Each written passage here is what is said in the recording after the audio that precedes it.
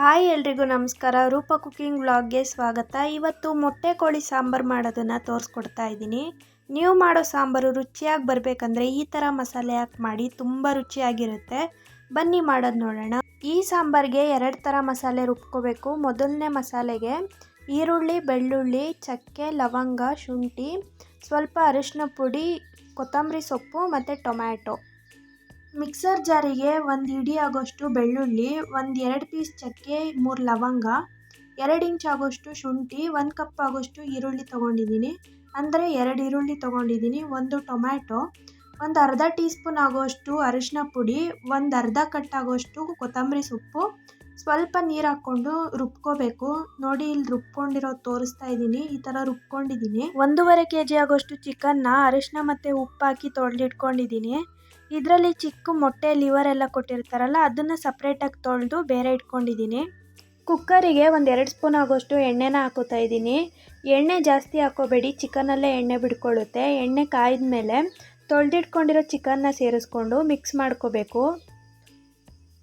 Mix ಮಾಡ್ಕೊಂಡಾದಮೇಲೆ ಉಪ್ಪನ್ನ ಸೇರಿಸ್ಕೊತಾ ಇದ್ದೀನಿ. ಉಪ್ಪು ಸೇರಿಸ್ಕೊಂಡು ಚೆನ್ನಾಗಿ ಕಲಿಸ್ಕೋಬೇಕು. ರುಬ್ಬಿರೋ ಮಸಾಲೆನ ಸೇರಿಸ್ಕೋಬೇಕು. ಸೇರಿಸ್ಕೊಂಡಾದಮೇಲೆ 5ರಿಂದ 10 ನಿಮಿಷ ಹಂಗೆ ಬೇಯಿಸ್ಕೋಬೇಕು. ಯಾಕಂದರೆ ನಾವು ಯಾವ ಮಸಾಲೆನೂ ಫ್ರೈ ಮಾಡಿ ಸೇರಿಸಿರಲ್ಲ, ಎಲ್ಲ ಹಸಿದಾಕಿ ರುಬ್ಬಿರೋದ್ರಿಂದ ಒಂದು 5ರಿಂದ 10 ನಿಮಿಷ ಹಿಂಗೆ ಬೇಯಿಸ್ಕೋಬೇಕು. ನೋಡಿ, ಇಲ್ಲಿ ಬೆಂದಿದೆ ಇದು. ಇವಾಗ ಚಿಕನ್ ಮುಳುಗೋ ಅಷ್ಟು ನೀರನ್ನ ಸೇರಿಸ್ಕೊಂಡು ಲಿಡ್ನ ಕ್ಲೋಸ್ ಮಾಡಿ 1-2 ವಿಷಲ್ ಬರೆಸ್ಕೋಬೇಕು. ಇದು ವಿಷಲ್ ಬರೋ ಅಷ್ಟರಲ್ಲಿ ಇನ್ನೊಂದು ಮಸಾಲೆನ ರೆಡಿ ಮಾಡ್ಕೊಳ್ಳೋಣ. 1 ಕಪ್ ಆಗೋಷ್ಟು ಕಾಯಿ ತುರಿ ತೊಗೊಂಡಿದ್ದೀನಿ. ಅಂದರೆ ಅರ್ಧ ಹೋಳಾಗೋಷ್ಟು ಕಾಯಿ ತುರಿ ಇದೆ. ಸ್ವಲ್ಪ ಹುರ್ಗಡ್ಲೆ, ಗರಂ ಮಸಾಲ, ಖಾರ ಪುಡಿ, ಸಾಂಬಾರು ಪುಡಿ.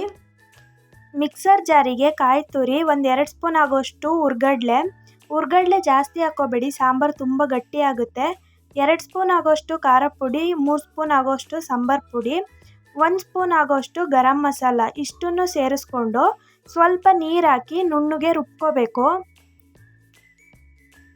ರುಬ್ಕೊಂಡು ಇಟ್ಕೊಂಡಿದ್ದೀನಿ. ಇವಾಗ ವಿಷಲ್ ತೆಗ್ದು ತೋರಿಸ್ತಾ ಇದ್ದೀನಿ. ನೋಡಿ, ಚಿಕನ್ ಎಲ್ಲ ಚೆನ್ನಾಗಿ ಬೆಂದಿದೆ. 2 ವಿಷಲ್ ಆದರೆ ಸಾಕು, ಚೆನ್ನಾಗಿ ಬೇಯುತ್ತೆ. ಇದಕ್ಕೆ ಇವಾಗ ರುಬ್ಬಿಟ್ಕೊಂಡಿರೋ ಮಸಾಲೆನ ಸೇರಿಸ್ಕೊತಾ ಇದ್ದೀನಿ.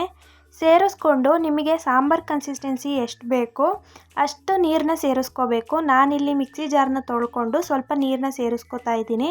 ನನಗೆ ಎಷ್ಟು ಬೇಕು ಅಷ್ಟು ಸೇರಿಸ್ಕೊಂಡಿದ್ದೀನಿ. ನಿಮ್ಮ ಅಳತೆ ಪ್ರಕಾರ ಎಷ್ಟು ಬೇಕು ಅಷ್ಟು ನೀರನ್ನ ಸೇರಿಸ್ಕೊಳ್ಳಿ.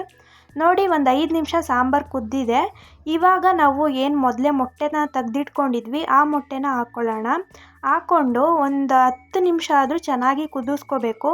ನೀವು ಬೇಕಾದರೆ ಲಿಡ್ನ ಕ್ಲೋಸ್ ಮಾಡಿ 1 ವಿಷಲ್ ಬರೆಸ್ಕೋಬೋದು. ನಾನಿಲ್ಲಿ ಓಪನ್ ಕುಕ್ಕರಲ್ಲೇ ಚೆನ್ನಾಗಿ ಬೇಯಿಸ್ಕೊಂಡಿದ್ದೀನಿ. ನೀವು ನೋಡ್ತಿರ್ಬೋದು ಎಷ್ಟು ಚೆನ್ನಾಗಿ ಸಾಂಬಾರು ರೆಡಿಯಾಗಿದೆ ಅಂತ.